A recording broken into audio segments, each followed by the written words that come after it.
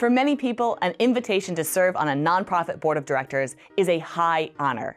But before you jump on board, you should explore what kind of commitment you're agreeing to and familiarize yourself with the nonprofit environment. And if you're already serving on a board, there are several things you should consider during your term. Although there are many similarities between various nonprofit boards, each one has its own process and focus. All do not run the same way. In fact, with an estimated 1.97 million nonprofits in the US, 1.48 million designated as 501c3, there are potentially as many different approaches to running or participating on a board as there are different nonprofits. From small, specialized nonprofits to large, multidisciplined nonprofits, there's one thing they do have in common: a board of directors. Depending on the size of the organization and the number of employees, the board is assigned certain responsibilities. If the organization is small or a startup, the board might have hands-on responsibilities. A larger organization with paid staff will require less day-to-day responsibilities of a director and more oversight of the organization's vision and mission. Accepting and serving as a director, no matter the size of the organization, does not just equate to an impressive title to go on your resume.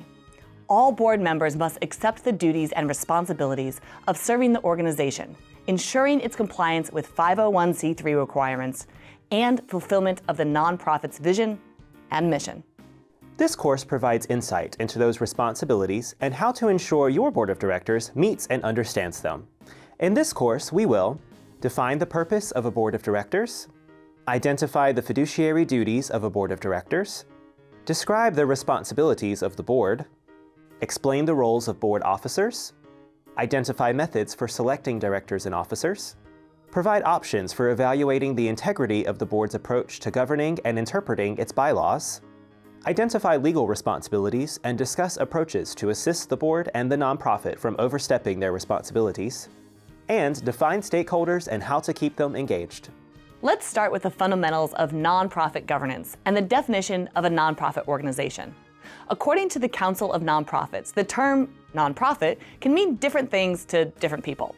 It's a commonly used word, but often misunderstood. That's right. People often mix up nonprofit with tax-exempt. A nonprofit organization doesn't distribute its earnings to private shareholders or individuals, which is where the term nonprofit comes from.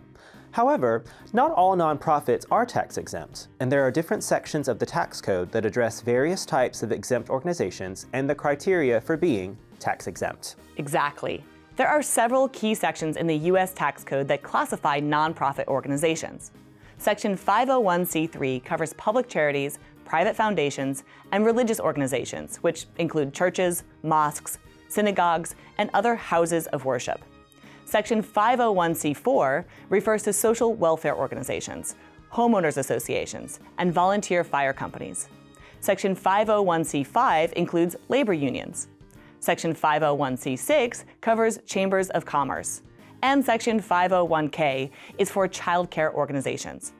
Each section outlines specific conditions that these organizations must meet to be exempt from federal income taxes. The most crucial condition for all these organizations is that they don't distribute profits. Any net earnings must remain within the organization to further its mission. This is what fundamentally distinguishes a nonprofit from a for-profit entity. Now that we've defined what nonprofits are, let's discuss the importance of governance. Nonprofit governance focuses on the direction and control of the organization's operations. Board members play a critical role here. They act as trustees of the organization's assets and are responsible for ensuring that the nonprofit is well managed and financially sound. One of the primary responsibilities of any nonprofit board member is to maintain the organization's financial integrity. This means exercising due diligence, oversight, and ensuring that the nonprofit's activities align with its mission and legal requirements. So what exactly does a nonprofit board do? The board of directors acts as the governing body of the organization. They're responsible for setting the organization's mission, strategy, and goals. Additionally, they must ensure that the organization operates within legal and ethical standards. The board also ensures the nonprofit's financial stability and sustainability. While every nonprofit has a board of directors, the nature of the board's role can vary. For example, if the organization is large with a paid staff, the board is usually a governing board, which means they focus more on supervision, advice, and policy making rather than day-to-day operations. In fact, some nonprofits prohibit governing board members from participating in the day-to-day operational activities of the organization. On the other hand, if the nonprofit is small or new, with few or no paid staff, the board might be a working board. This means the board members become hands-on volunteer staff involved in the day-to-day operations. There's a third type of board, an advisory board. Members of an advisory board are not responsible for governing or management of the organization. They provide guidance and recommendations, but do not vote and cannot enforce any decisions. Often, a nonprofit sets up an advisory board to provide insight into an area where the organization lacks skills or knowledge. They seek advice from this board, but this board usually does not have access to confidential data, and they cannot enforce any of the suggestions they offer. That's a key distinction. Governing boards focus on big picture leadership, while working boards engage directly in operational tasks. This is an essential point you need to clarify prior to accepting a board position.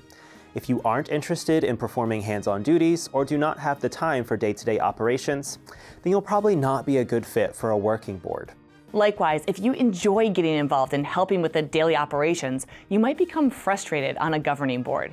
Whether governing or working, the board's leadership and oversight ensure that the nonprofit remains true to its mission, operates effectively, and continues to serve its community. In both cases, the board is crucial to the organization's success and longevity. If you've been invited to serve on an advisory board, verify the purpose behind the establishment of this board. Some advisory boards provide advice related to fundraising or a particular demographic served by the nonprofit. Other organizations might invite knowledge experts to serve in order to list the advisory members on the letterhead, thus creating a level of credibility for the organization. No matter the type of board, you should have a clearer understanding of what nonprofits are, why governance is important, and the vital role that boards play. Remember, effective governance is key to any nonprofit's success. If you care about the organization's mission, then serving on a board can be quite rewarding.